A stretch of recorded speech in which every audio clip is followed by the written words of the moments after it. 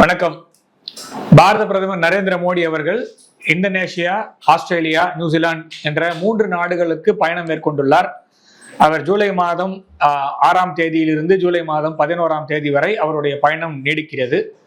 இந்த 3 நாடுகள் பயணத்தின் முக்கியமான ஒரு விஷயமாக நம்ம பார்க்க வேண்டியது என்னன்னா, இந்தோனேஷியாவில் இருக்கக்கூடிய ஒரு கோவில், அதாவது 9ஆம் நூற்றாண்டை சார்ந்த கோவில், இந்து கோவில், அதை பார்வையிடுகிறார். அதற்கு பாரதத்துடைய பிரதமருக்கு இந்தோனேஷியாவுடைய அதிபர் பிரபவோ அவர்கள் அழைப்பு விடுத்திருந்தார். அவர் இந்த நம்மளுடைய ஜனவரி மாதம் 26ஆம் தேதி நம்மளுடைய குடியரசு தினத்திற்கு அவர் சிறப்பு விருந்தினராக வந்திருக்கும் பொழுது அவர் இந்தியாவுக்கும் அவருக்குமான தொடர்பு, இந்தியாவுக்கும் இந்தோனேஷியாவுக்குமான தொடர்பு, பல விஷயங்கள் அவர் பேசியிருந்தாரு.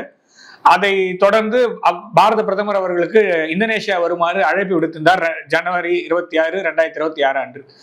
அதை தொடர்ந்து பாரத பிரதமர் அவர்கள் இந்த பயணத்தை இந்தோனேஷியாவிலிருந்து தொடங்குகிறார். அடுத்தது ஆஸ்திரேலியா போறார், அப்புறம் நியூசிலாந்து போறாரு.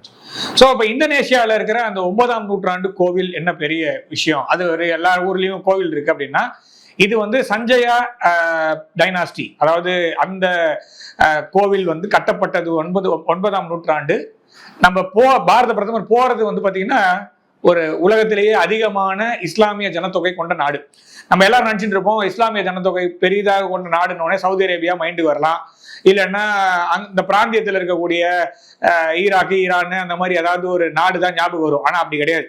ஆனா சவுத் ஈஸ்ட் ஏஷியா, அதாவது தென்கிழக்கு ஆசிய நாடுகள்ல இருக்கக்கூடிய இந்தோனேஷியா ஒரு பெரிய நாடு. அதாவது நிறைய தீவுகளை கொண்ட நாடு, பரப்பில் பெரிய நாடு அந்த சவுத் ஈஸ்ட் ஏஷியன் கண்ட்ரீஸ்ல. அந்த நாட்டில் இருக்கக்கூடிய இந்தோனேஷியா முன்னொரு காலத்துல, நான் சொல்றது ரொம்ப தூரம்லாம் இல்லை, ஒரு 14ஆம் நூற்றாண்டு வரைக்கும் பாத்தீங்கன்னா அது ஒரு இந்து மெஜாரிட்டி நாடு, அதாவது இந்துக்களை பெரும்பான்மையாக கொண்ட நாடாக இருந்திருக்கு. அதற்கப்புறமா இப்ப இஸ்லாமிய ஜனத்தொகை கொண்ட மிகப்பெரிய நாடு அப்படின்னு பாத்தீங்கன்னா அது இந்தோனேஷியா. நம்பர் 1 இஸ்லாமிக் பாப்புலேஷன் கொண்ட நாடு. சரி, இதுல என்ன பாரத பிரதமர் போறாரு, ரொம்ப பெரிய விஷயம்னா, நாம ரொம்ப பெருசா இல்ல, நாம 2வது இஸ்லாமிய அதிகமான ஜனத்தொகை கொண்ட நாடு. அதாவது முஸ்லிம் பாப்புலேஷன்ல முதல் பாப்புலேஷன் கொண்ட நாட்டுக்கு 2வது அதிகமான முஸ்லிம் ஜனத்தொகை கொண்ட நாட்டின் தலைவர் பயணிக்கிறார். ஆனா இந்த 2 நாடுகளுக்குமே வேர்கள் எங்க இருக்குன்னு பாத்தீங்கன்னா இந்து மதத்துல தான் இருக்கு. இந்தோனேஷியாவுடைய மதமும் வேர்கள் எங்க இருக்குன்னா இந்து மதத்துல தான் இருக்கு. இந்தியா இன்னும் அதாவது நீங்க என்னதான் செக்குலர்னு சொன்னாலும் இங்கதான் 42வது அமெண்ட்மெண்ட் கொண்டு இந்திரா காந்தி எல்லாரையும் ஒரே நாள்ல வீட்டை விட்டு வெளியே அமைச்சிட்டு இந்த பில்டிங் உள்ள இருந்து நான் சொல்றதா சட்டம்னு சொல்லிட்டு 42வது அமெண்ட்மெண்ட்ல அப்படியே செக்குலர் சோசியலிஸ்ட் அப்படிலாம் பேரை மாற்றி ஒரு மாதிரி ரோல் அவுட் பண்ணாலும், இனி இந்தியா ஒரு இந்து பெரும்பான்மை கொண்ட நாடுன்னு எடுத்துக்கலாம். நேபாள் அதிகமான பர்சன்டேஜ் கொண்ட நாடுன்னு வச்சாலும் 1 பில்லியன் இந்துக்களுக்கு மேல இந்தியாவில் இருப்பதனால் வச்சுக்கலாம். ஆனா இஸ்லாமிய ஜனத்தொகையும் அதிகமாக 2வது இடத்தில் இருக்கக்கூடிய நாட்டுடைய தலைவர் நரேந்திர மோடி அவர்கள் செல்கிறார். அந்த கோவில் பாத்தீங்கன்னா என்ன ஸ்பெஷாலிட்டி அந்த கோவில்னா, திருமூர்த்திகள் இருக்கக்கூடிய கோவில். அதாவது பிரம்மா, விஷ்ணு, சிவன் அப்படிங்கிற 3 பேர்களையும், அதாவது 3 பெருங்கடவுள்களையும் கொண்ட அந்த கோவில் பெரிய யோகா கர்த்தா அப்படின்ற ஒரு இடத்துல இருக்கு. பெரிய ஒரு டெம்பிள் காம்ப்ளெக்ஸ். அந்த கோயில் கட்டப்பட்ட விதம் பாத்தீங்கன்னா இன்டர்லாக்கிங் ஸ்டோன்ஸ், அதாவது நம்ம ஊர்ல சிமெண்ட் எல்லாம் வச்சு கட்டுவாங்களா, அந்த மாதிரிலாம் கிடையாது. அந்த கல்லு ஒன்னோட ஒண்ணு அடுக்கப்பட்ட விதத்திலேயே அந்த கல்லு ஒண்ணுமே ஆகாத மாதிரி ஒரு கட்டுமானத்தை வைத்து கட்டியிருக்கிறார்கள். இன்டர்லாக்கிங் ஸ்டோன்ஸ் வச்சு கட்டியிருக்காங்க. கிட்டத்தட்ட 9ஆம் நூற்றாண்டு அப்படின்னு பாத்தீங்கன்னா இன்னி வரைக்கும் 9ஆம் நூற்றாண்டிலிருந்து இன்று வரை பாத்தீங்கன்னா ஒரு 1100 வருஷம் மேல அந்த கோயில் நிற்கிறது. இன்னும் அந்த கோயில் நல்லா பிரம்மாண்டமா இருக்கக்கூடிய ஒரு கோவில்.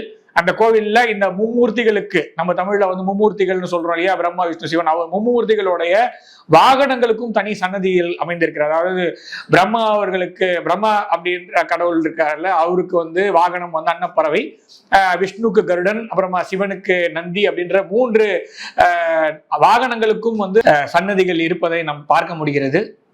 இந்த கோவிலுக்கு கிட்டத்தட்ட 1100 வருஷம் கழிச்சு நம்மளுடைய பாரத பிரதமர், அதாவது பாரதத்தின் ஒரு முக்கியமான ஒரு பொறுப்பில், அதாவது அரசர் ஸ்தானத்துல எடுத்துக்கலாம். ஏன்னா டிஃபாக்டோ லீடர் பிரைம் மினிஸ்டர் தான் இந்தியாவை பொறுத்த வரைக்கும். அவர் போறதுன்றது சிறப்பு அம்சம்.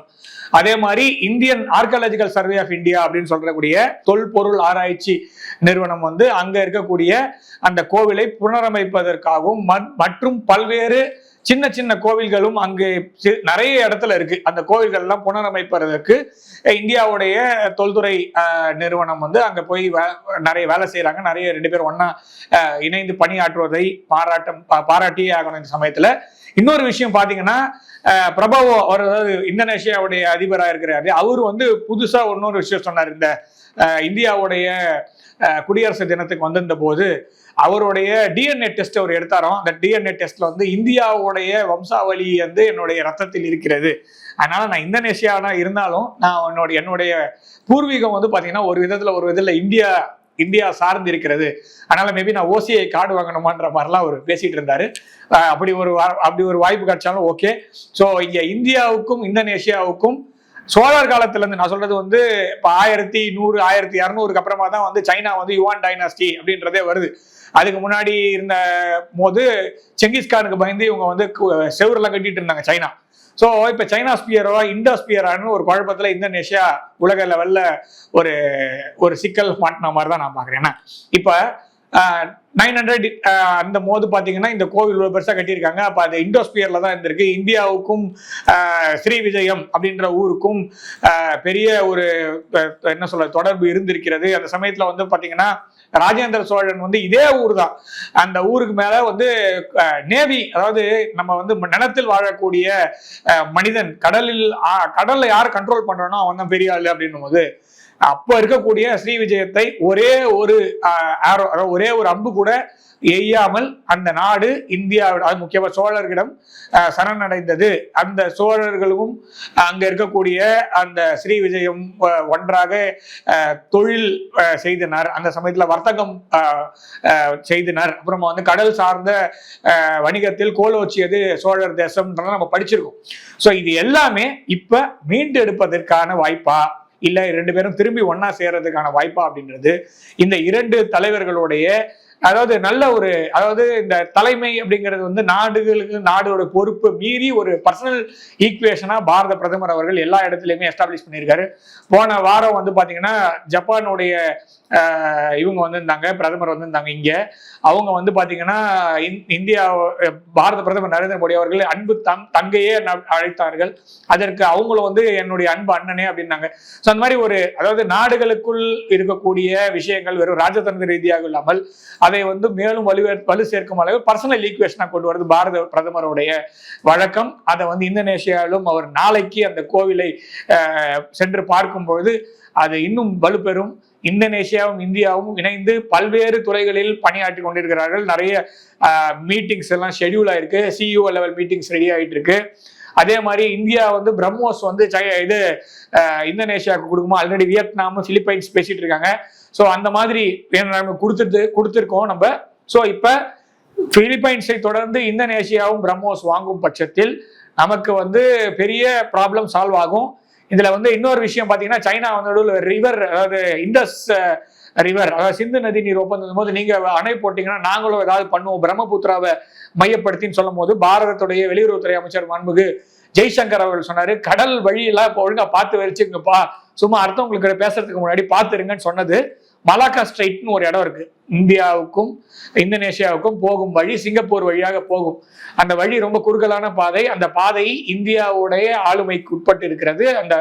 இந்த பெருங்கடலோட பேரே இந்திய பெருங்கடல் இருக்கிறதுனால ஸோ சைனா வந்து ரொம்ப இது பண்ணாங்கன்னா, ஸோ வியட்நாம் நம்மளுடைய நீண்டகால நெருங்கிய நண்பன், பிரம்மோஸ் வைத்திருக்கும் நண்பன், பிலிப்பைன்ஸும் அதே மாதிரி, இந்தோனேஷியா அப்படிதான், புரூனே. ஸோ சைனா வந்து இனிமேல் ரொம்ப வாலாட்ட முடியாது. அமெரிக்கா இந்த பிராந்தியத்திலிருந்து வெளியேறும் அப்படின்னு சொன்னாலும் இந்தியா புது கூட்டணியை நோக்கி நகர்கிறது. இந்தியா, வியட்நாம், தைவான், ஏன்னா இவங்க வந்து ரிவருக்கு நடுவில் அணை கட்டு வேணும் போது தைவானை நம்ம எப்படி வேணா எடுத்துக்கலாம். ஸோ நீ ஒழுங்கா இருக்கும்போது நானும் ஒழுங்கா நட்பா பேசுவேன், நீ மாத்தி பேசுனா நானும் மாத்தி பேசுவேன்ற டோன்ல நம்ம போகும்போது இது எல்லாமே கட்டுக்குள் வரும். ஸோ எது எப்படியோ நாளைக்கு அந்த கோவிலுக்கு நம்மளுடைய பாரத பிரதமர் விஜயம் செய்யும் பொழுது இந்தியாவும் விஜயம் செய்யும் என்று பார்ப்போம். மற்றும் ஒரு காணொலி சந்திப்போம். நன்றி, வணக்கம்.